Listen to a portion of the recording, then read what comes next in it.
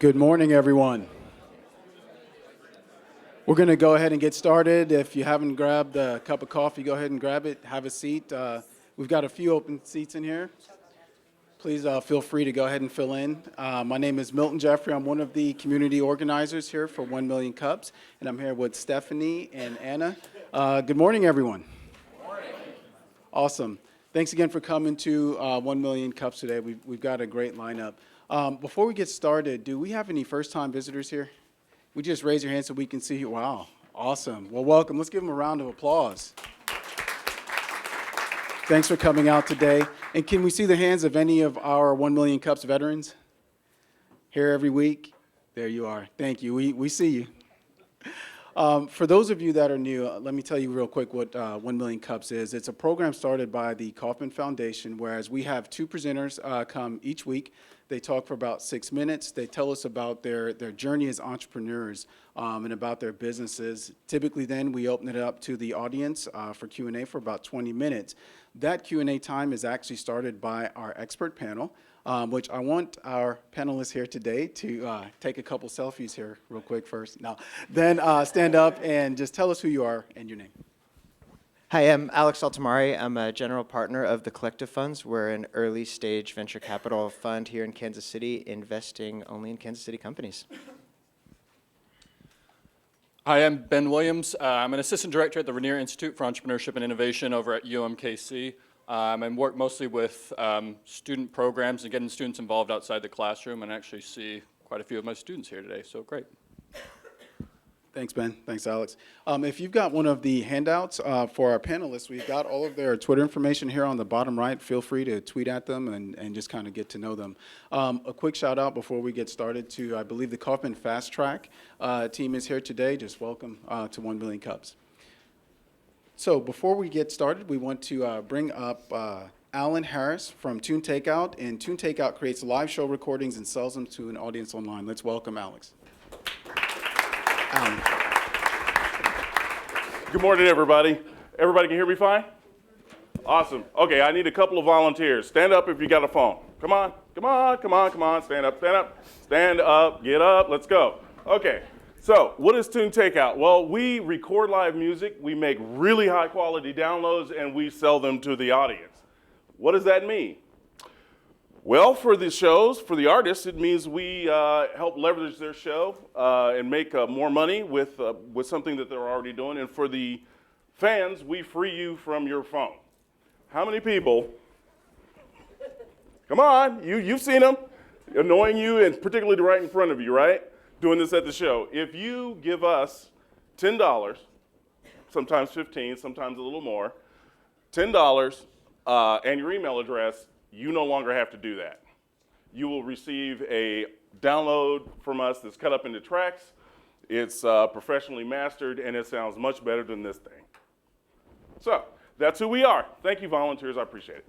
All right. So how does this work? Well, we partner with artists or the recording rights holder. We can get into that. It's pretty kind of droll and technical, but bottom line is if they have the right to their own recordings, then we can sign an agreement with them. It's based on a revenue share after our hard costs. So it's a win-win-win for everybody. We don't charge the artists any money up front, and the reason for that are probably pretty obvious, but mostly we're not a fee-based service, I guess is the thing to take away from that. Sales extend beyond the show into the web store that we have on our website that you guys can take a look at your convenience. And another reason why, I put this on here mostly for, because this is sort of a business-oriented audience, and I wanted to bring this out about how Tune Takeout works. And a big part of how we work is our ability to write our own code in-house. And for any entrepreneurs out there that are looking to get into something that's tech and whatnot, I strongly encourage you to solve this issue before you start getting too far down the road. For us, it's been a lifesaver. With all the changes and things that come along with running a business, especially if it has something to do with tech, you really need to be able to be in a position to control your costs And we've been able to do that by our solution was being able to do it in-house. Where have we worked? Well, we have been around for a few years. We've recorded about 40 bands. We've done 15 different venues. So we've run the gamut of, we did a gospel show in Gulfport, Mississippi, all the way to a college EDM fest at the University of Vermont, of all places. And and we've done quite a bit here in town. Knuckleheads, I don't know, anybody ever been to Knuckleheads? Huh? Come on, great place, awesome place to go to the show. We did things like the Crossroads Music Fest, whatnot. We did Trample Underfoot's last show. So, we've sold probably 2,800 recordings, both in and out of town. So, we've been around for a while, and I guess the next question that's going to come up is, what does that lead to? Okay, where have we 2,800 recordings, 40 bands, 15 venues? What has that brought us to? Well, it's brought us to two major things. Number one, we've been able to establish two things that are key metrics for us. And one is we've established a profile of the type of an artist that we can be really successful for, okay? So some artists are at a certain level, and this is not a high or a low, but it is a level of fan engagement, okay? So here we go with that technical term first. Everybody take another sip of coffee, okay? I just gave you a technical term. I'm sorry, I swore I wasn't going to do that. So there's this level of fan engagement, and it's not set in stone necessarily. There's no hard metric, but it is something that we can measure in various different ways. So we've developed an artist profile of the kind of artists out of these 40 bands or so that we've done, of the kind of an artist that we do really, really well for, okay? So that profile is going to guide us into the future in terms of how we market ourselves to artists. I'm going to hit you with another business term. Artists for us is the supply side of our business. Okay, this is where we get our supply from. So we need to be sure that we understand exactly who those people are. The other thing is that there's some licensing involved, and that's just, it's not difficult to get through, but it is a thing. Okay, just so that you know. The other side of profile, our business profile that really makes sense is the type of show. Okay, what type of show do we do good at? Well, we've done a lot of shows, a number of shows anyway, and we've been able to develop a profile in that regard too. So that also is going to guide us. So we've got the supply side of our business profiled, and we have the sales side of our business profiled. So that when we find an artist that fits really, really, really good with us, we know what type of shows we can do for them to get the maximum impact.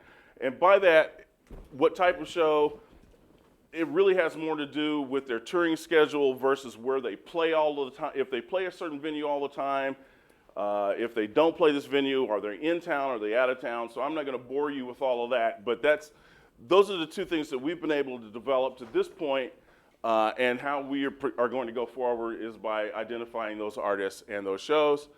So, with that said, we're heading to New York in June to visit with the Independent Music Association.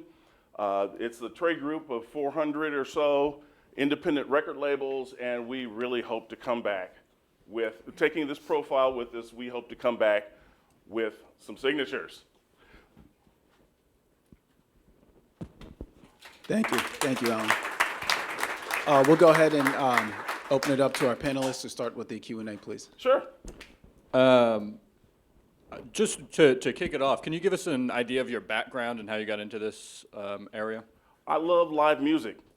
The long and short of it is that. To be honest with you, I love to give you, I would really love to be able to say that, I worked in the music business and I saw a hole and I filled it and all, I'm trying to fill in all that, but that'd just be bull, okay?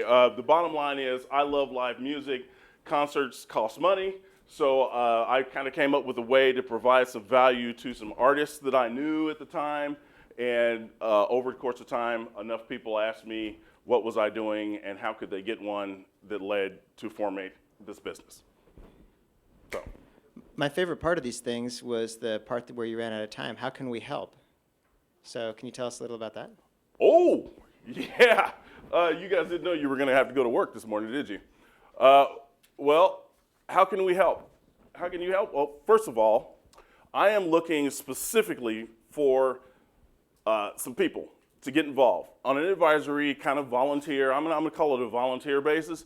I'm looking for 5 people. Tune Takeout started out as something that I was able to do. You know, it was like I mentioned a minute ago. I love live music, and I've been able to do these shows, and man, I've had fun. But if we're going to get to the next level, I need people like you to start helping me understand a few things. And one of those is I need marketing help. I am not the best person in the world when it comes to packaging my own thing and getting it out to the masses. I'm really good one-on-one or in group sessions like this, but when it comes to really how do we blanket market Tune Takeout, I need some of you super creative, super smart people to sit in the room with me. I will buy the pizza.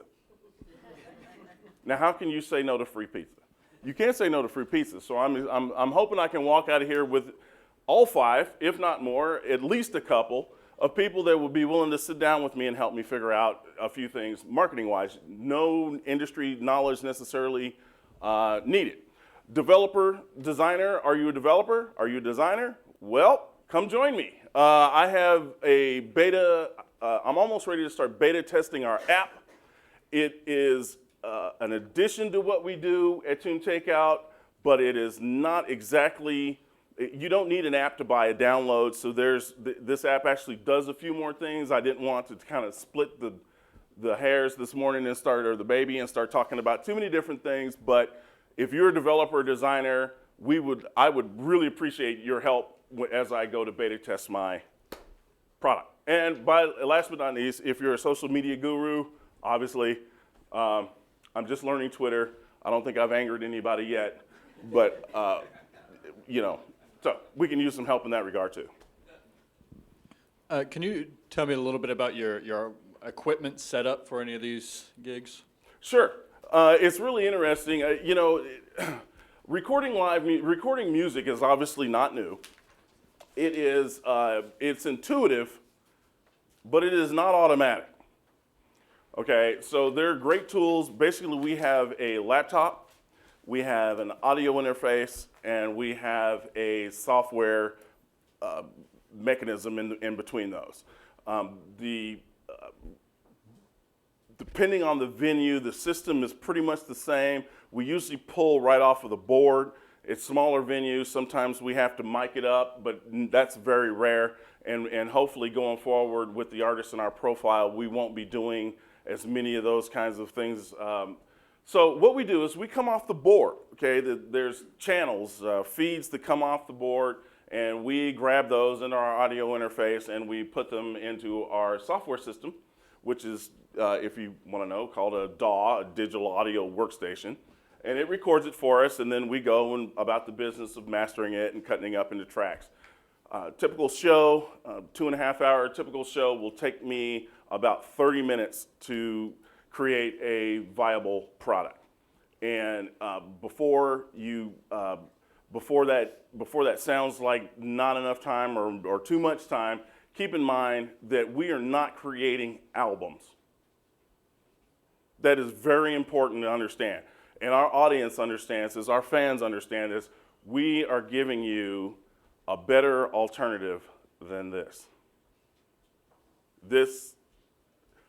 You record this because you want to capture part of that concert, but do you ever really use it? No, because it doesn't sound right. So that's the answer to that question. That's how we do that. Do you have a video component as well, or is it just the audio? You know what? That's one of the things that we are looking to talk about.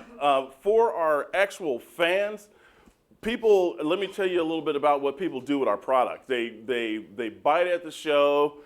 Then they sober up in the morning and get the email from us and realize that they bought it. And so what we do is we send it to them, and they get a link and they download it just like you would something from iTunes or any one of the other music stores. And then people put it on their devices and they stream away. Okay? That's how the majority of people regularly consume music. So film or video is not a big part of what we do right now, but it should be, and I'm going to tell you why. As many of you know, YouTube is ubiquitous these days, and they're also the biggest avenue for music discovery. Somebody tells you about a band, 9 times out of 10, first thing you do is hop on YouTube and you go look at them. Okay, so you like that band, you buy their album, but the album's not video because you're going to listen to it in your car or you're going to listen to it while you're working or something like that. So the answer to the question is that is why we do not necessarily film. We don't offer a video product to our fans because that's not how most of our fans consume their music. However, once again, we need to develop a better YouTube strategy. We have a YouTube channel, and really the only sample video that we have up there has gotten almost 500 hits over the last 2 years, 3 years, or something like that. So we really haven't pushed it. But for discovery about who we are, we really need to improve in that area. Early on, you mentioned a caveat. You said if artists have the rights to their music, how common is it or uncommon is it for artists to have the rights to their performances? Well, anymore, interestingly enough, it's very common. It didn't used to be that way. Used to be in the music business, there were 3 or 4 major record labels, and if you didn't belong to one of them, that's just, tough for you. That's not that way anymore. So increasingly, there are more and more artists that are retaining the rights to their music from a recording standpoint. Labels still function, like I mentioned, the independent association we're going to visit with in June. A large portion of those people, what makes you an independent is out of the scope of this, but the bottom line is they're usually a little bit more willing to work with new technologies, with new revenue streams like us, primarily because the business economics of making music has changed. So the answer to the question is, it is very common. And it's usually just a function, a lot of times, of artists in that profile.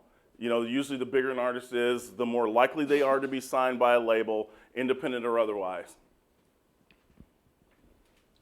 All right, I think we'd like to go ahead and open it up to the audience as well. If you've got a question, please raise your hand, and we'll be moving around here with mics. I love this idea. I mean, it's great for those of us who prefer Thank you. live shows. So 2 questions. Yes, ma'am. How are you managing DRM, your digital rights management? So, if somebody buys it from you and then posts it so that it's broadly shareable, so that, it's pirated after you create it. And 2, you said it's for downloads. Have you thought about partnering with somebody for people that want to stream without necessarily downloading, somebody like Spotify? Well, okay, good questions. Digital rights management. I'm not laughing at your question. I'm laughing because that's a mouthful, and I got to figure out how to answer it quickly. The recording landscape it's very important for you to understand. The recording landscape these days of recorded music, video, whatever it is really almost like chumming the waters that are full of sharks. If someone's going to steal or pirate, if you will, there's really not much anybody can do about it. I mean, I know that sounds terrible, but it's the truth. You shut down one pirate site and another one pops up overseas somewhere else. I mean, there's really not much we can do. So what we try to focus on, and what the music industry is starting to try and focus on, with people like me and other entrepreneurs, is the relationship of content between the fan and the artist. Okay, and using that content, and that's my little word, I call it a content relationship. In other words, musicians used to put out an album and everybody would buy it, and that's the kind of thing, and then boom, and then if somebody made a bunch of cassettes, so what? Well, anymore, everybody can make cassettes. And with a click of a button, thousands of things can go around the world very fast. So the answer to the question is, how do we handle it? By putting out really good, consistent content. That's the answer. There's no way to patent, sure, everything's copyright, but there's just no practical way, as the major labels have found out, there's no practical way of chasing that down. The second part of your question, if I remember correctly, was Downloads versus streaming. okay, downloads versus streaming. Well, actually, they're one and the same these days. When people buy our product, what they tend to do is add it to their devices, which ends up on their playlist. And for the user, after that transaction happens, after our users really don't see the difference, there is no difference between our product and, say, Spotify. Putting a show that we recorded on Spotify becomes a completely different issue for us. Again, I think there's going to be some opportunity for discovery there, but Spotify and Pandora and those kinds of people right now are really not well liked in the music business, particularly by independent labels. And the reason for that is they're not making any money off of those things. I mean, there's articles every day in the rags about another artist that's upset with Spotify because they got 1 million clicks, 1 million streams, and they made $15. So the answer to the question is, for our end users, our product becomes part of your playlist. That's what 99% of people do. So downloads versus streaming, really, at the end user experience, is kind of invisible with our product. But Got another question for you here in the back right, Alan. yes. Can you show us a sample of the final product and even if possible, the raw product so we can see a comparison? Do you happen to have that? Raw product in terms of, So like what would somebody be filming on their phone versus what they purchase with what you have? oh, you know what? I don't, but that's a great idea. No one's ever asked me that before. But I will tell you one thing. In terms of our product, my wonderful people here, this is a takeout box, okay? So I'm gonna start this over here, and there's some more around there. If you will put your business card in here, I will send you a free sample of our product. Huh? Come on, hey, let's get some more. Get some hands together. Yeah, put your card in there, and what you'll get from us is a sample. It'll be close to the end user consumer experience, just as if you had been in the show and bought a download. Now, I can't give you the whole album without my artist friends running me out of town on a rail, but I have been allowed to give you a couple of samples. So please put your business cards in there, and then you'll be able to see exactly what we do. As far as you're comparing that to your cell phone, do it yourself. Film me right now talking to you, and then go back and see if you compare that with what they're recording that's going to be available on the web later. Got another question Yes. for you here on the left. So this is a really interesting idea, but so far you've been trying to figure out how to get this to work. 2,800 sales is not huge. No. Right? I'm not being dismissive. I'm just trying to No, be not at all. honest. So where do you want this thing to go, and what needs to be in place to be able to get there? I'm particularly thinking about your fixed costs and your variable costs. What are your variable costs? I'm assuming it's mostly licensing or royalty fees, but you probably have others for distribution and delivery and so forth. Can you talk a little bit about where you want to get to and how you plan to manage your costs? I want to take out, I really do believe strongly, based on what we've been able to do thus far, I believe that Tune Takeout has the ability to become pretty ubiquitous in terms of enhancing the fan experience, because that's kind of what everything is boiling down to these days. We talked about Spotify, we talked about streaming, we talked about YouTube, we talked about different formats and whatnot. So the answer to the first thing I want to say is I think the tune takeout can be quite large in terms of being a part of the fan experience. The costs associated with producing tune takeout, fixed and variable, just like everybody else. Variable cost for us, the biggest one is going to be our presentation at the show. Okay, how do we present at the show? I think if you take a look here, I think I might have a couple of pictures. These are the people that we call that are our brand ambassadors, and they are at most, if not all, of our shows. And they're not very expensive. I have a partnership with the person that does Bud Light girls all over the country. So these girls, when they're not wearing tune takeout shirts, they're wearing Bud Light dresses or shirts or whatever. And they are an integral part of what we do, but it's not really expensive. So a typical show, depending on the venue, whether we have 3 or 5 or 4 people, and then we have to have someone there to record. So our variable costs are not very high. It doesn't go into the thousands of dollars. It pretty much stops at a couple $100 per show. Fixed costs, obviously the equipment that we have. We don't have any. We don't use technology that is out of the realm that's exclusive or expensive. So necessarily, a good fast laptop. A good audio interface, and believe it or not, when you buy the interface, they usually give you the software that we use. So our typical recording setup is somewhere around the neighborhood of $400. Got another question for you here on the right. Hi. I have sort of a little bundle of comments, not things that I necessarily sure. think that can be correct today. I'm a musician. Oh, hello. Hi. You can register on our website. Okay. Yeah. Well, I'm wondering a little bit about some of the relationships that already exist with this. How are you different than a Spotify for someone like me? If you come in and ultimately profit off of what I'm doing, and also, like, for example, at Davies, at Knuckleheads, we've paid $50, $100 to have the board mix to belong to us. Mm-hmm. I'm just saying those relationships already do exist in some cases and can be more profitable.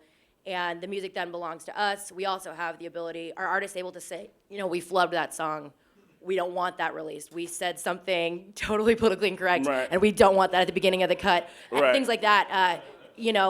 Just some questions about some of those existing relationships. I'm also curious if maybe you wouldn't ultimately make more money by just getting in bed with musicians and venues and giving them a really reliable, consistent product, as opposed to going out and going after people that already have Spotify, YouTube, can hold their phone up.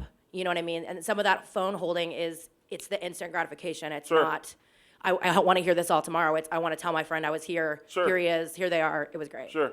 So that's. Well, I can speak to But those. this is cool. I didn't mean to be like, let me tear this no, apart. no. I appreciate your comments. I'm going to answer them one by one. If you might have to help me remember. But the first one is, what makes me different than, say, Spotify? Well, one big difference, if you work with us, chances are you're going to make money. Spotify, I'm sorry, that's one of the biggest things going on right now, is that they are not paying these artists anything that's really, so it's become a discovery platform oftentimes more than a revenue platform. Now, obviously, discovery is important. New artists, especially particularly, need these platforms so that people can hear their product. But with us, what we found is the way our revenue model works is after we pay our hard costs, okay, then we split it with you. You talked about ownership. I don't own your music. I don't want to own your music, nor do I need to. I own the right to sell this recording. The third thing you talked about is quality, and that is obviously very important.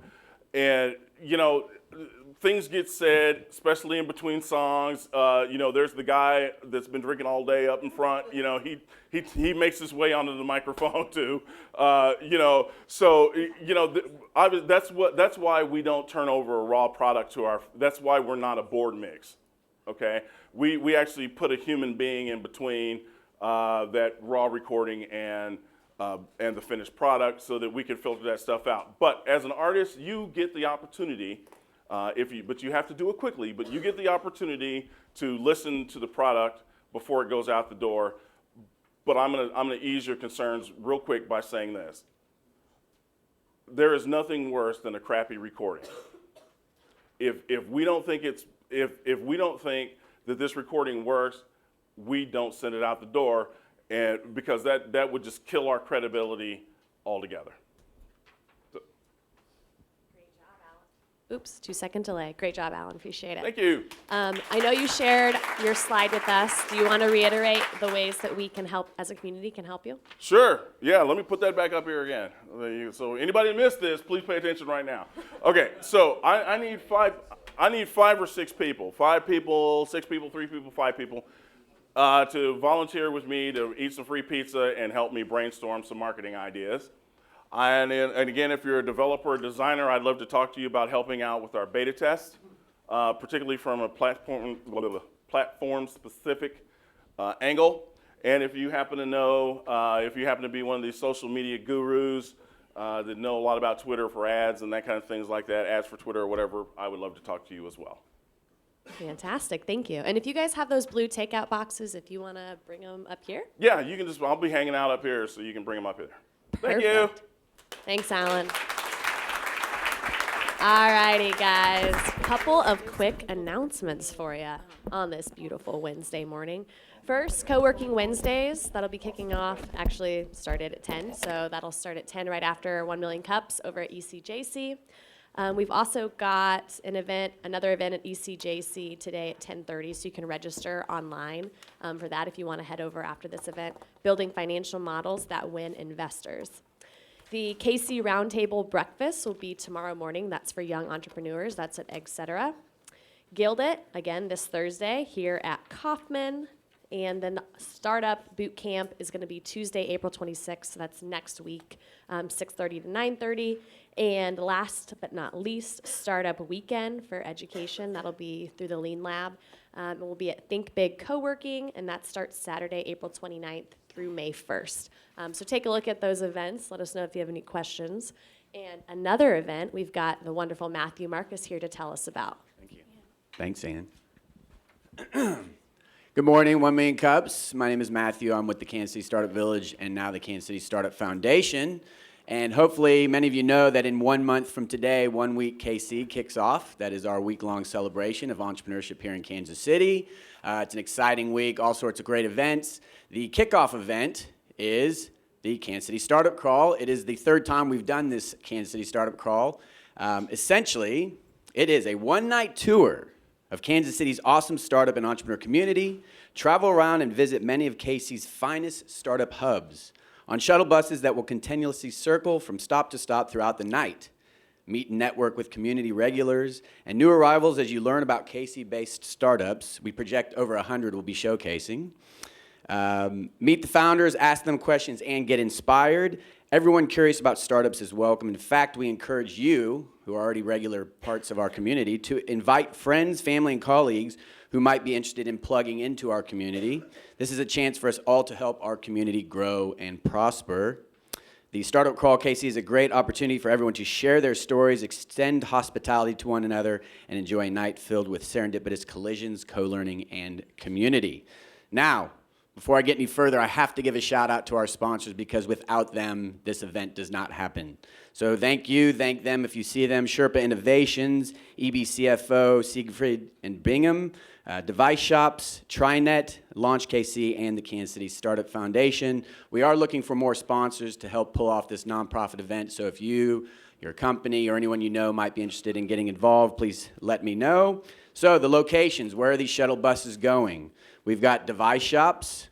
This is actually the order in which they'll kind of round robin. Device Shops to ECJC, to the Kansas City Startup Village, to Google Fiber, to Beta Blocks, to OfficePort/Sprint Accelerator, to the Sundry/Think Big Partners, and then finally to Uber KC's offices.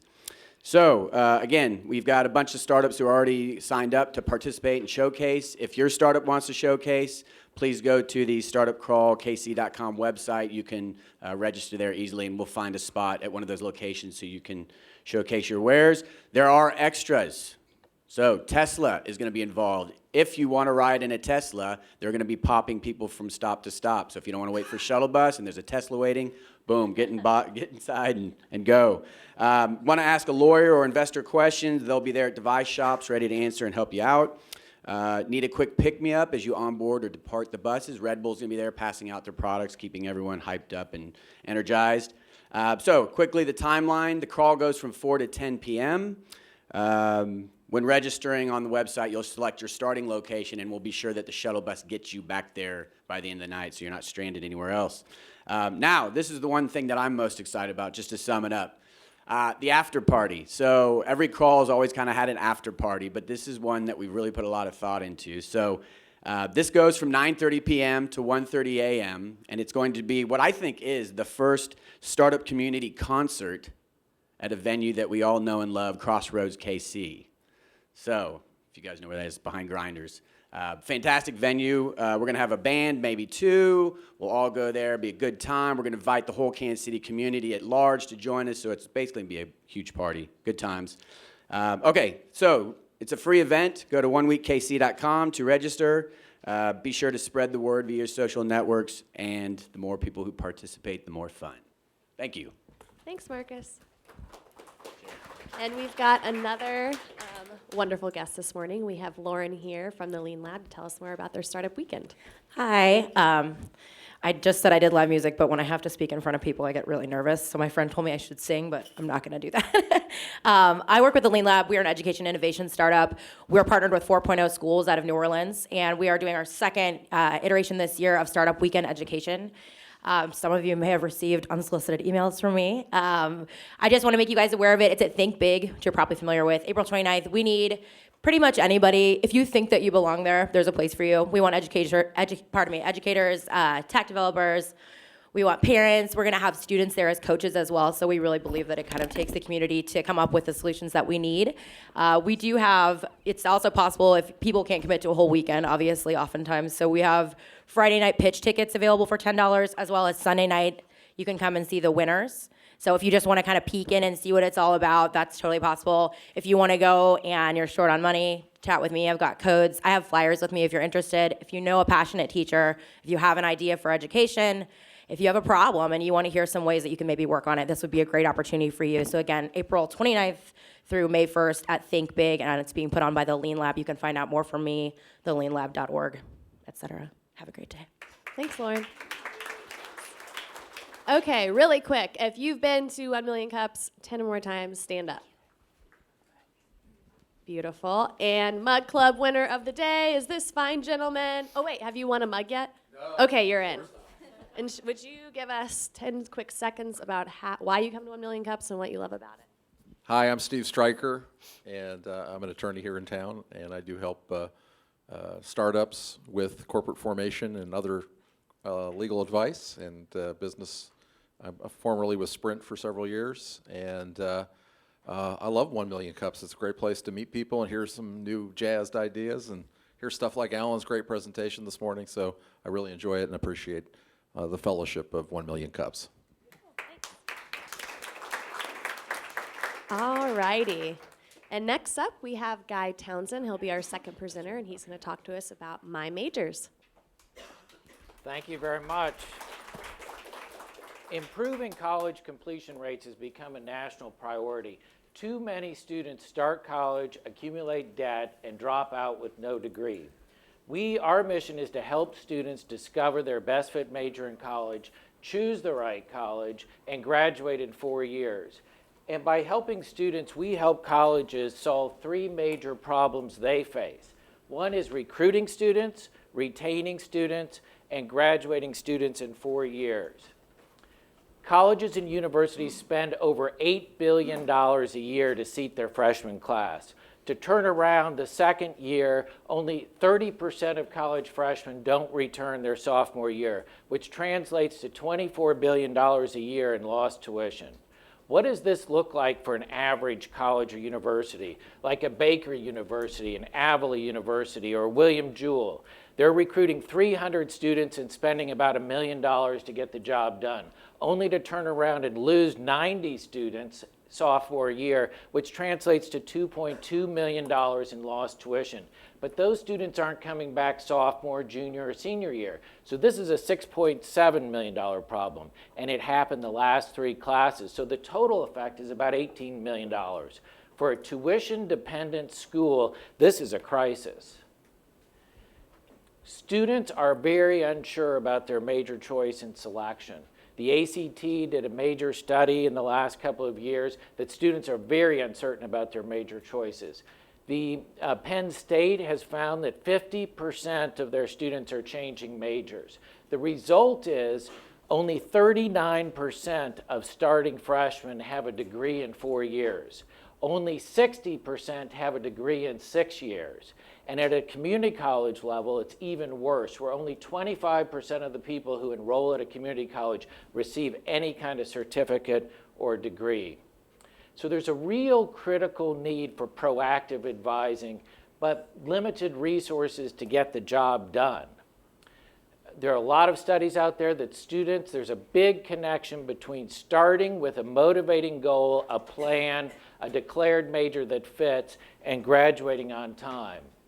Our solution, we have a 15-minute online web-based assessment that a student completes that maps them to their best fit major in college. It captures their academic ability, their interests, their personality, and gives them very specific major recommendations.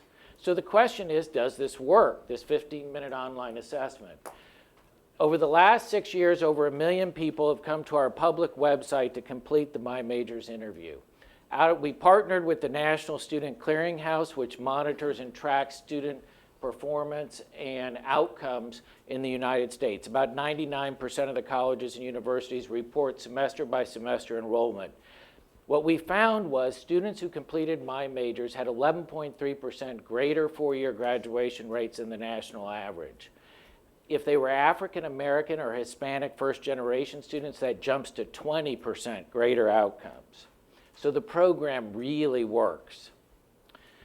We were very pleased to get a major third-party validation. 3 years ago, we applied for and received a highly competitive and selective National Science Foundation grant. Followed up by the following year, we were one of the few people who received a phase 2 grant to actually complete our research and build our product. As the head of the National Science Foundation said at the last grantee conference, you have a better chance of getting into Harvard University than you have of getting a phase 1 and phase 2 National Science Foundation grant. So that was tremendous validation for the work that we're doing, and of course money. But the National Science Foundation won't give a phase 2 grant, and as part of phase 1, they pay for a competitive market analysis because they don't want to invest in phase 2 companies if you don't have a very distinctive competitive advantage. And what we found is that My Majors is very unique. It's the only assessment tool out there that measures not only personality and interest, but does the student have the academic ability to perform in that major? So you might have the personality of a doctor, but if you didn't make A's in chemistry and biology, it's not going to happen. And too many students start college in a major that's not the right fit, flunk out, or make poor grades and either drop out or adjust, which adds a fifth or a sixth year to their college career. And many students don't have the money to go that many years. How do we generate revenue?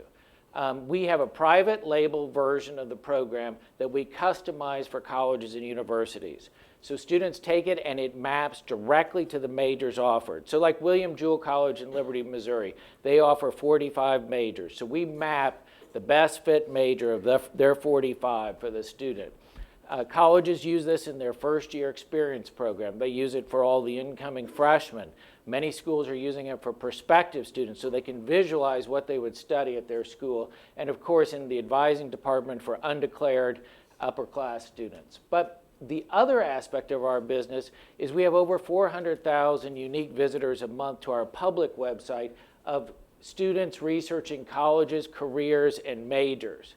And so there's a great opportunity to match students with a good fit college. We have about 25,000 of the 400,000 that complete the 15-minute assessment. So that's how we generate revenue. We have some early adopters. We have just a little bit under 100 customers. We have large public universities like Florida State University, Georgia State University, University of Texas Tyler, We have smaller private universities and colleges like William Woods, William Jewell. So this is a product that fits well for large public schools and small private schools. Some of our kind of key milestones so far is we have this public website. About 400,000 people a month are coming to the site. Out of that, about 15 to 20,000 students are completing the My Majors interview. We have about 100 customers.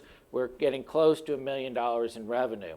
We got the phase 1 and the phase 2 National Science Foundation grant, which really helped us propel our product development and growth. And we're now kind of preparing for a possible investment round to really kind of propel our growth moving forward. This is an industry that's attracting a lot of attention. Just last year, the Education Advisory Board paid 18 times earning for Royal & Company, which is an admissions recruiting consulting firm that had less than 200 clients.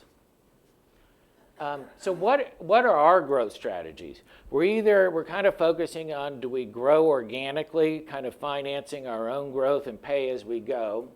Or the National Science Foundation really encourages grantees to seek outside investors to accelerate growth. They want to see their investments really kind of move fast and quickly if they can. And so as part of the National Science Foundation process, we created a very solid business plan to take the company from 1 to 20 million in a period of 5 years. And that we could accomplish that by getting 25 to 35% market share. We have this great team. I've got a lot of gray hair. I've 30 years of business experience here in Kansas City. We have the professor, the developer of My Majors, has a very strong educational and IT background. And here in the audience today, our head marketing guru, Aaron Elliott. So just as I wrap it up, the proof is in the pudding. We have a demo site where you could go actually take the 10 to 15 minute assessment and see what your own results are. And we have a demo site so you don't end up in some other school's database and some advisor's calling you for an appointment or something. But I'll tell you this. The woman who runs the program, who just went to Oklahoma University, but she was at Florida State, she told us on the phone not long ago, she's given this to over 7,000 students. She's never found one student that disagreed with their results.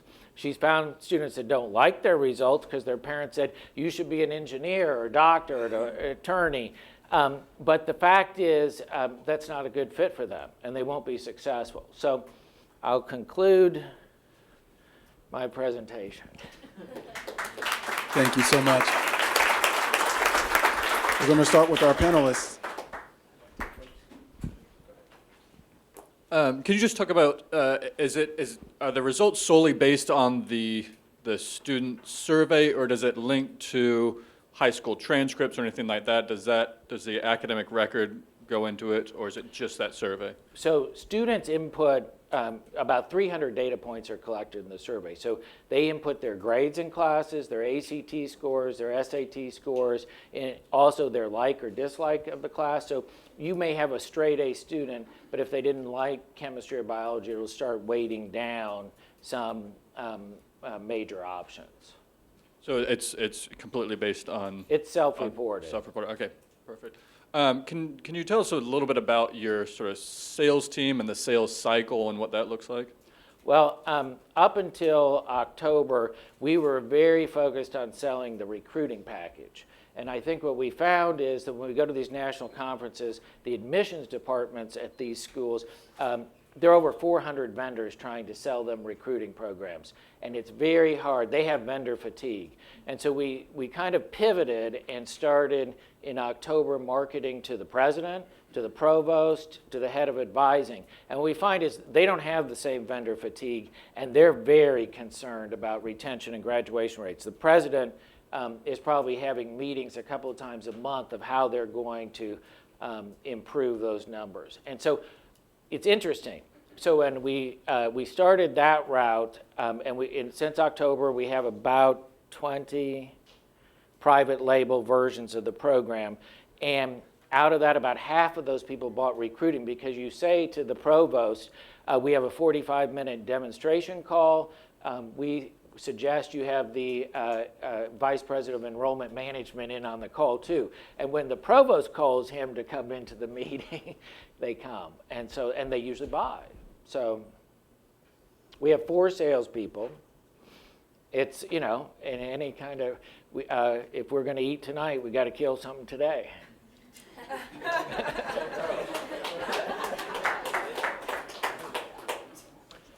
We have had, I think, 100% renewal rate on the private label so far. I'm curious about the other end. How do you get in touch, or how does a high school student discover My Majors?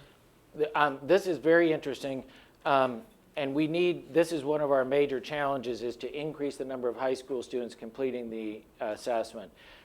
We market to high school guidance counselors. We search very well organically on the web. We don't really have the budget for keywords and things like that, but because we're linked to so many high schools and colleges, it really helps our search. So we have about 15 to 25,000 students a month completing it, so about 250,000 students a year. 4,000 high schools have what we call accounts with us. Yeah, looking at Aaron. They have accounts with us where the counselor has actually set up an account. And so they use it as part of their college and career planning curriculum. We have about another 8,000 schools that use us. There is a universe of about 27,000 high schools out there. And so we really, part of where we need some creative ideas on either a low budget to get to more high school guidance counselors, or if we get the investment, then we have a plan to execute that marketing. It's interesting. I have some competitors who I've gotten to know who are just in the lead gen business. That's all they do. I kind of think it's a little dirty, but we actually have a value proposition, a very significant value proposition. But they buy keywords, and some of them are buying $1 million a month worth of keywords, and they're only as good as last month's keyword buy. Versus if we get a high school to use the My Majors as part of their college and career planning curriculum, it's like an annuity. Every year, 200 or 300 kids from that school complete the My Majors. Did that answer your question? When students go to the public site, not an individual university's site, does that direct them to majors that can only be found at the schools that have already signed up, or is it like, you'd be a great electrical engineering major, go out and find it? At the public website, there are 2 things. Students can come to the public website, they can research colleges, careers, and majors, and it recommends 120 of the most common college majors. It's their best fit major from the universe. And they can search every college in the United States, whether they're a customer of the company or not. And they can also, so our revenue model is, a good example is Wentworth Institute of Technology in Boston is one of our good customers. And so if you're within 150 miles of Boston, you complete the My Majors interview, and you opt in to be contacted by a college or university, then if you're within 150 miles and it comes up engineering or architecture, one of their majors, it comes up and it says, hey, Wentworth is interested in students like you. Would you be interested in receiving information from Wentworth University? And if they say yes, then we forward the lead file to Wentworth, and then they follow up with the student. If they say no, then it goes away. But you can actually take the My Majors and opt out and get your results and never be marketed to. Fantastic. We're going to go ahead and open it up to the audience now, and we're going to start with a question in the back left. Good morning. This is a question about 5 years down the road. I've been trooping around everywhere from preschools and grade schools to our local universities and everything in between. And a sense that I have about anybody, say, under the age of 30 today is that majors don't have the predictive value of putting the food on the table that they did when I graduated from college. So I guess my question is, what if selecting a major isn't quite where the frontier of choice is in the 21st century? Can you pivot your value proposition? Well, so majors relate to careers. So every major that we have in our system maps to the careers that it maps to. And so, and there is a high correlation in higher education. As part of the National Science Foundation grant, we built a product that's in beta and about to come out now for community colleges and non-traditional colleges. And that program recommends over 900 different options. It could be HVAC, automotive, associate's degree with intent to transfer. But in part of our research there is somebody who gets just a certificate, let's say an automotive certificate or a healthcare certificate, is going to make about $12,000 more a year than if they didn't get that certificate. And they're going to pay taxes, and they're going to transform the economic status of their family lives. I think that was one of the compelling reasons the National Science Foundation funded that project. We've got another question for you on the back left. I think my question is just an extension of the previous question, but I was wondering if you were planning to do any kind of a look back at the people who have been through the program to see not only was it a good major for them to do in school, but was it actually a good match when they actually got out into the workforce? And I think it's an important question because if they actually perform well, and if it is a money issue, they become the alumni of the university who then have an ability to give back.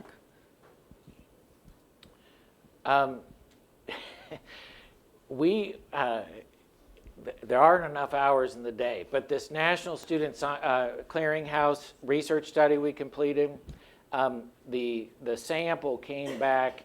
There is information about what the people actually majored in. And so, but it's a very labor-intensive process to analyze that data. And so we haven't taken that next. What we did is the data we needed most urgently was, did my majors make a difference in the student outcome? Did they graduate, and did they graduate on time? The next phase of that research is, did they graduate with one of the 5 top degrees that we recommended? I've got a question here to your right. How valuable is this tool to high school counselors or to college counselors in terms of student ratio and the results that they find from using this? That's an excellent question. So 2 things. In a high school setting, there's a national association where high school guidance counselors belong to, and it hasn't changed much over the years. On average, there are 500 students per counselor. On average, they're spending 20 minutes a year on post-secondary advising. There's virtually no college counseling going on in the high schools in the United States. And then you move to the college level, and we're seeing community colleges that are having 15-minute time blocks for advising. What this program essentially does, it's a knowledge-based program that emulates what a highly skilled advisor who knew what was involved in every major on campus, if they spent an hour and a half with you, what would they recommend your best fit major? And so you can't do that in a 15-minute one-on-one session. You can't do it in a 30-minute session. So what this tool does is help leverage. So if a student takes at a college level, if they take the My Majors and they come into the advisor pulls up their advisement report, and now they can have a meaningful conversation. They can cut about an hour off of an advising session and advise more students. Got one more question for you. Hey, thanks. I like the idea. It seems pretty cool. How do you account for selection bias in your outcomes, though, when you look at causation versus just the fact that kids who are more interested in picking a good major used your tools? And There's thus always a smart one in the audience. We had to deal with what we had.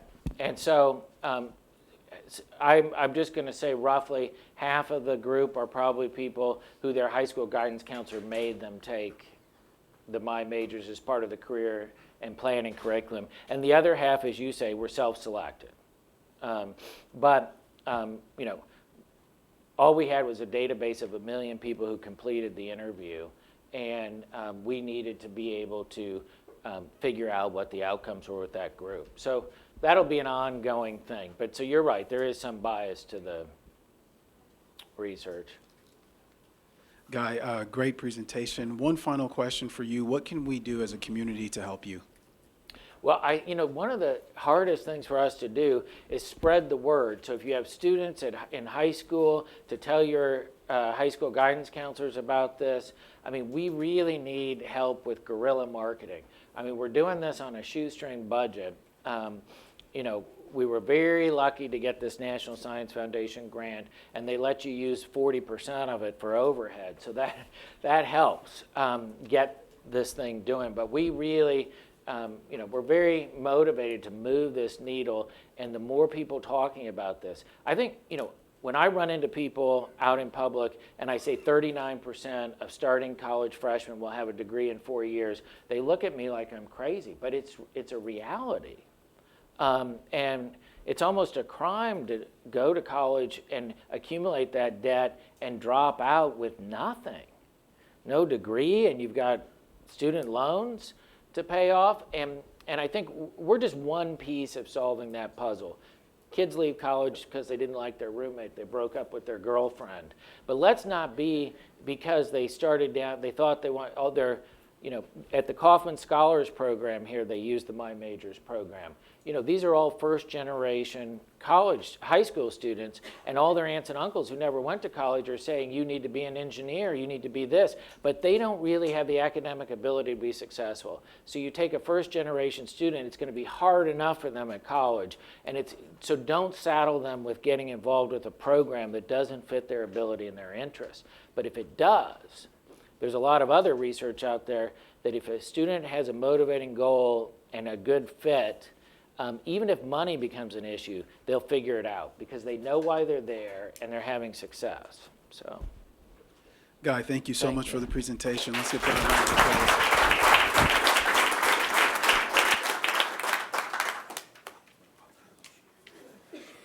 Thank you, everyone, for coming out today. That concludes 1 Million Cups for today. We'll see you next week, Wednesday, same time, same place.